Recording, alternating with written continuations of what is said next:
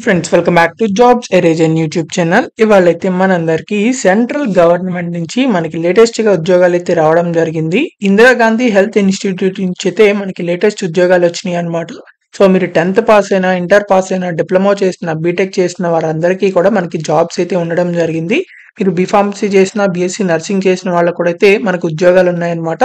So permanent jobs ఇవి, temporary jobs అయితే కాదు. Male and female candidates Andhra, Telangana నుంచి ఎవరైనా సరే అప్లై చేయొచ్చు. సో ఎవరైతే జాబ్స్ కి అప్లై చేసి జాబ్ పొందాం అనుకుంటున్నారో వాళ్ళందరూ తప్పకుండా ఈ వీడియోని చివరి దాకా చూసి వెంటనే అయితే అప్లై చేయండి.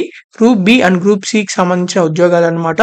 సో మీరు కనుక మన ఛానల్ ని ఫస్ట్ టైం చూస్తున్నట్లయితే ఖచ్చితంగా సబ్స్క్రైబ్ బటన్ క్లిక్ చేయండి for daily job updates.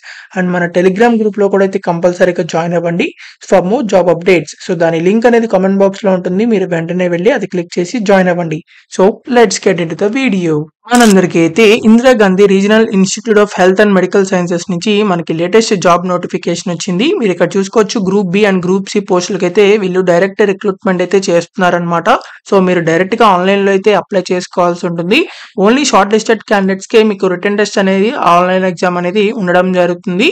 So కాబట్టి తప్పకుండా అయితే అప్లై చేసుకోండి. మనకి ఇక్కడ 10th క్లాస్ మార్క్స్ మీద అయితే మనకి ఇక్కడ ఉద్యోగాలు కూడా అయితే ఉన్నాయి. సో మీరు ఇక్కడ చూడొచ్చు, డార్క్ రూమ్ అసిస్టెంట్ అని చెప్పి మెట్రికులేషన్ అంటే 10th క్లాస్ పాస్ అయిన వాళ్ళు ఎవరైనా సరే అప్లై చేయొచ్చు.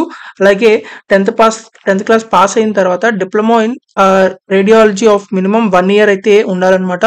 సో ఉన్న వాళ్ళు అప్లై చేసుకోవచ్చు. తర్వాత డ్రైవర్ ఉద్యోగాలు కూడా అయితే ఉన్నాయి. ఈ డ్రైవర్ ఉద్యోగాలకి ఏంటంటే 8th క్లాస్ పాస్ అయితే సరిపోతుంది, మీరైతే అప్లై చేసుకోవచ్చు. సో డ్రైవర్ ఉద్యోగాలు కూడా మనకి ఇక్కడ వ్యాలిడ్ డ్రైవింగ్ లైసెన్స్ ఉండాలి. అలాగే మీకు మోటార్ మెకానిజం అంటే ఏమైనా ప్రాబ్లమ్స్ వచ్చినా, లేకపోతే కార్స్ లో కానీ, బస్సెస్ లో కానీ ఇలాంటి ప్రాబ్లమ్స్ ఉంటాయి కదా. సో ప్రాబ్లమ్స్ వచ్చినప్పుడు మీకు కొంచెం టెక్నికల్ స్కిల్స్ అయితే ఉండాలి. అంటే వాటిని రిపేర్ చేయగలిగేట్టు అలాంటివి ఉండాలన్నమాట. సో ఎక్స్పీరియన్స్ కూడా అయితే మీకు డ్రైవింగ్ మోటార్ వెహికల్స్ లో అయితే ఉండాలి. మొత్తానికి డ్రైవింగ్ అయితే వచ్చి ఉండాలన్నమాట కంపల్సరీగా. సో ఇది కూడా మనకి ఈడబ్ల్యూఎస్ కోటాలో అయితే వేకెన్సీ ఉంది. సో మీరైతే ఈడబ్ల్యూఎస్ వాళ్ళు అప్లై చేయొచ్చు దీనికి. సో డార్క్ రూమ్ అసిస్టెంట్ లో కూడా అయితే మీకు ఈడబ్ల్యూఎస్ వాళ్ళైతే అప్లై చేయొచ్చు. రికార్డ్ క్లర్క్ అని చెప్పింది, ఇది కూడా ఈడబ్ల్యూఎస్ వాళ్ళైతే అప్లై చేయొచ్చు. సో 12th క్లాస్ పాస్ అయిన వాళ్ళందరూ అప్లై చేసుకోవచ్చు అనమాట. అంటే ఇంటర్ పాస్ అయితే సరిపోతుంది, మీరైతే అప్లై చేయొచ్చు. మీకు జస్ట్ టైపింగ్ అయితే వచ్చి ఉండాలంతే. సో టైపింగ్ వచ్చినట్లయితే అప్లై చేసుకోవచ్చు. సెక్యూరిటీ గార్డ్ అని చెప్పించారు, ఇదైతే అన్రిజర్వ్డ్ కేటగిరీ అనమాట. ఎవరైనా సరే ఈ జాబ్ కి అప్లై చేయొచ్చు.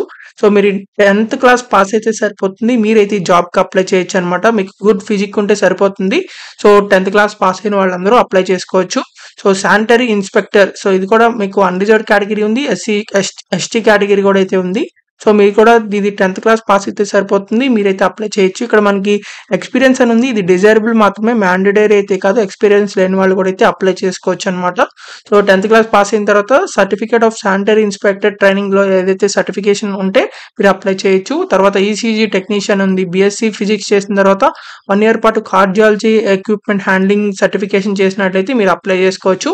టెక్నికల్ అసిస్టెంట్ అని ఉంది, ఇది కూడా బీఎస్సీ రేడియాలజీ టెక్నాలజీస్ లో మీకు ఏదైనా డిగ్రీ చేసినట్లయితే మీరు అప్లై చేసుకోవచ్చు. ఆర్ ఇంటర్ తర్వాత 2 years diploma in radiology techniques చేసినా అప్లై చేయొచ్చు. తర్వాత ఫార్మసిస్ట్ అని ఉంది. తర్వాత ఇది కూడా ఎస్టీ కేటగిరీ వాళ్ళకైతే ఉంది. డిప్లొమా ఇన్ ఫార్మసీ చేసిన వాళ్ళైతే అప్లై చేయొచ్చు అనమాట. తర్వాత ఫార్మసిస్ట్ గా అయితే మీరు రిజిస్టర్డ్ అయితే అయ్యి ఉండాలి. తర్వాత జూనియర్ ఇంజనీర్ అని చెప్పి ఉంది. సో జూనియర్ ఇంజనీర్ కి bachelors degree in electrical engineering చేసినట్లయితే అప్లై చేసుకోవచ్చు. సో అంటే మీరు 3 years diploma in electrical engineering చేసినా కూడా అయితే అప్లై చేసుకోవచ్చు. ఎలక్ట్రికల్ ఇంజనీరింగ్ ఆర్ ఎలక్ట్రానిక్స్ అంటే ఈ ట్రిపుల్ ఆర్ ఈసీ చేసిన వాళ్ళు అప్లై చేయొచ్చు అనమాట. ఇదైతే ఓబీసీ కేటగిరీ కింద ఉంది. సో జూనియర్ అకౌంట్స్ ఆఫీసర్ అని ఉంది, ఇది కూడా అన్రిజర్వ్డ్ కేటగిరీ, ఎవరైనా సరే అప్లై చేయొచ్చు. సో డిగ్రీ పాస్ అయిన తర్వాత మీరు క్యాష్ తర్వాత అకౌంట్స్ లో కానీ, బడ్జెటింగ్ లో కానీ ఇట్లా 2 years ఎక్స్పీరియన్స్ ఉంటే అప్లై చేయొచ్చు అనమాట. హెల్త్ ఇన్స్పెక్టర్ అని ఉంది, ఇది కూడా 1 year పార్ట్ అన్రిజర్వ్డ్ పోస్ట్ అనమాట ఇది. సో ఇదైతే పీడబ్ల్యూడీ వాళ్ళు అయితే అప్లై చేసుకోవచ్చు. కాబట్టి తప్పకుండా అయితే అప్లై చేసుకోండి. టెక్నికల్ అని ఉంది, టెక్నీషియన్ అని చెప్పి, న్యూక్లియర్ మెడిసిన్ అని చెప్పి, బీఎస్సీ చేసిన తర్వాత ఎంఎస్సీ న్యూక్లియర్ మెడిసిన్ చేసిన వాళ్ళు అప్లై చేయొచ్చు అనమాట. సో టెక్నీషియన్ ఎండోస్కోప్ అని ఉంది. ఇంటర్ తర్వాత ఎవరైతే డిప్లొమా ఇన్ ఎండోస్కోప్ అని కానీ, బీఎస్సీ ఎండోస్కోప్ కానీ చేసిన వాళ్ళు ఎవరైతే 3 years ఎక్స్పీరియన్స్ ఉందో వాళ్ళు అప్లై చేయొచ్చు. తర్వాత మెడికల్ సోషల్ వర్కర్ అని ఉంది. So master degree in social work కానీ తర్వాత చేసిన వాళ్ళు అప్లై చేసుకోవచ్చు అనమాట. 1 year ప్రాక్టికల్ ఎక్స్పీరియన్స్ అయితే ఉండాలన్నమాట. సో రేడియోగ్రాఫర్ అని ఉంది. సో దీన్ని కూడా బీఎస్సీ ఇన్ రేడియోగ్రఫీ చేసిన వాళ్ళు అప్లై చేసుకోవచ్చు అనమాట. Or BSc medical technology X-ray చేసిన వాళ్ళు అప్లై చేసుకోవచ్చు. తర్వాత స్టోర్ కీపర్ అని ఉంది.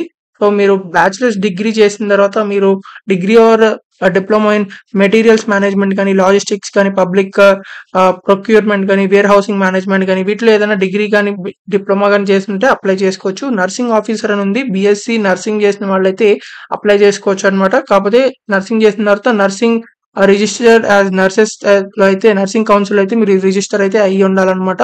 కాబట్టి వీటికి జాబ్స్ అయితే ఉన్నాయి ఇవన్నీ. సో మీకు నచ్చిన జాబ్, మీరు ఎలిజిబుల్ అయిన జాబ్ కి అప్లై చేసుకోండి. ఒకవేళ మీ జాబ్స్ కి ఏటిగా అప్లై చేద్దాం అనుకోకపోతే so permanent government job videos లో అనేవి మన ఛానల్ వీడియోస్ లోనే మీరు అవి చెక్ చేసి వాటికైతే అప్లై చేసుకోండి. ఎక్స్పీరియన్స్ లేని జాబ్స్ కూడా అయితే ఉన్నాయి వాటిల్లో అయితే. సో ఇక్కడ మీకు కేటగిరీ అయితే ఇచ్చారు. సో అప్లికేషన్ ఫీజ్ కూడా అయితే ఇచ్చారనమాట. ఎస్సీ, ఎస్టీ, ఈడబ్ల్యూఎస్ వాళ్ళకి 250 రూపీస్ అప్లికేషన్ ఫీజు ఉంది. పీడబ్ల్యూడి వాళ్ళకి ఎలాంటి అప్లికేషన్ ఫీజు లేదు. జనరల్ ఓబీసీ క్యాండిడేట్స్ కి 500 రూపీస్ అయితే అప్లికేషన్ ఫీజు అయితే ఉంది. కాబట్టి అప్లికేషన్ ఫీజు పే చేసి అప్లై చేసుకోండి. ఒకవేళ మీరు అక్కర్లేకపోతే అప్లికేషన్ లేని గవర్నమెంట్ జాబ్స్ అయితే వీడియోస్ అయితే మన ఛానల్లో అయితే ఉన్నాయి. సో వాటిని చెక్ చేసి వాటికి అప్లై చేసుకోవచ్చు. సో ఇక్కడ జనరల్ ఇన్ఫర్మేషన్ అయితే ఉంది. సో మీకు ఇక్కడ అప్పర్ ఏజ్ లిమిట్స్ కూడా అయితే ఉన్నాయి. సో ఎస్సీ, ఎస్టీ కేటగిరీ వాళ్ళకి 5 years ఎక్స్ట్రా ఏజ్ రిలాక్సేషన్స్ కూడా అయితే ఉన్నాయి. అలాగే ఓబీసీ వాళ్ళకి ఎక్స్ట్రా 3 years ఉన్నాయి. సో అలా వాటి బట్టి అయితే అప్లై చేసుకోండి. సో కాబట్టి మీరైతే ఆన్లైన్ లో అప్లై చేయాలి. కాబట్టి మనకి స్టార్టింగ్ డేట్ ఆన్లైన్ అప్లికేషన్ అనేది 22 March నుంచి ఆల్రెడీ స్టార్ట్ అయిపోయింది. సో April 20 లోపలైతే మీరు ఈ జాబ్స్ కి అయితే అప్లై చేయాలి. లాస్ట్ డేట్ దాకా వెయిట్ చేయమాకండి అప్లై చేయాలనుకున్న వాళ్ళు. సో అప్లై లింక్ అనేది మన కామెంట్ బాక్స్ లో ఉంటుంది అండ్ వీడియో డిస్క్రిప్షన్ లో కూడా ఉంటుంది. మీరు అది క్లిక్ చేసినట్లయితే వీళ్ళ అఫీషియల్ వెబ్సైట్ అయితే ఓపెన్ అవుతుంది అప్లై చేయడానికి. ఇదైతే వీళ్ళకి సంబంధించిన అఫీషియల్ వెబ్సైట్ అన్నమాట. So recruitment for group B and group C పోస్టులు అని చెప్పి క్లారిటీగా అయితే ఇచ్చారు. సో మీరు ఇక్కడ రిజిస్ట్రేషన్ అయితే చేయాల్సి ఉంటుంది. ఫస్ట్ రిజిస్టర్ మీద క్లిక్ చేసిన తర్వాత ఇలా వస్తుంది. సో మీ ఇక్కడ మీ నేమ్, తర్వాత మీ డేట్ ఆఫ్ బర్త్, తర్వాత మీ ఈమెయిల్ ఐడి, మళ్ళీ కన్ఫర్మ్ ఈమెయిల్ ఐడి దగ్గర మళ్ళీ అదే ఈమెయిల్ ఐడి ఇవ్వండి. తర్వాత మీ మొబైల్ నెంబర్, మళ్ళీ కన్ఫర్మ్ మొబైల్ నెంబర్ దగ్గర సేమ్ మొబైల్ నెంబర్ ఇవ్వండి. ఇక్కడ క్యాప్చా ఉంటుంది. ఆ క్యాప్చా ఇక్కడ ఎంటర్ చేసి సబ్మిట్ రిజిస్ట్రేషన్ ఫామ్ క్లిక్ చేసిన తర్వాత మీకు సంబంధించిన ఈమెయిల్ ఐడికి వాటికైతే ఆ యూజర్ ఐడి, పాస్వర్డ్స్ అయితే రావడం జరుగుతాయి. సో వాటిని యూజ్ చేసి మీరైతే లాగిన్ అయితే అవ్వాల్సి ఉంటుంది. సో ఇక్కడ లాగిన్ ఉంటుంది. సో ఈ లాగిన్ క్లిక్ చేసి ఈ లాగిన్ ఐడి, పాస్వర్డ్ అయితే ఎంటర్ చేసి సైన్ ఇన్ అయిన తర్వాత మీకు సంబంధించిన డీటెయిల్స్ అన్ని అయితే అడగడం జరుగుతుంది. ఆ డీటెయిల్స్ అన్ని అయితే ఎంటర్ చేసి ఏవైతే డాక్యుమెంట్స్ అడుగుతారో సో ఆ డాక్యుమెంట్స్ కూడా అన్ని అయితే అప్లోడ్ చేసి ఫైనల్ గా సబ్మిషన్ అయితే చేయాల్సి ఉంటుంది. అప్లికేషన్ ఫీజు కూడా అయితే మీరు పే చేయాల్సి ఉంటుంది. కాబట్టి వెంటనే అయితే మీరు ఆ అప్లికేషన్ ఫీజు పే చేసిన తర్వాత కూడా మీరు రిసిప్ట్ డౌన్లోడ్ చేసుకోవచ్చు. సో ఇలా అయితే ఫైనల్ గా సబ్మిట్ అయితే చేసిన తర్వాత అప్లికేషన్ ఫామ్ కూడా అయితే డౌన్లోడ్ చేసుకోవచ్చు. సో ఇలా ఈజీగా అయితే చాలా ఆన్లైన్ లో అయితే అప్లై చేసుకోవచ్చు. కాబట్టి ఎవరు తప్పకుండా మిస్ అవ్వకుండా అందరూ అప్లై చేసుకోండి. మీకు ఇంకా ఎలాంటి జాబ్స్ కావాలి అది కూడా కమెంట్ చేయండి. ఆ జాబ్ వీడియోస్ అయితే చేయడం జరుగుతాయి. అండ్ ఈ వీడియోని మీ ఫ్రెండ్స్ అండ్ ఫ్యామిలీ గ్రూప్స్ కి షేర్ చేయండి. చాలా మందికి అయితే యూజ్ అవడం జరుగుతుంది. అండ్ మన టెలిగ్రామ్ ఛానల్లో కంపల్సరీగా జాయిన్ అవ్వండి.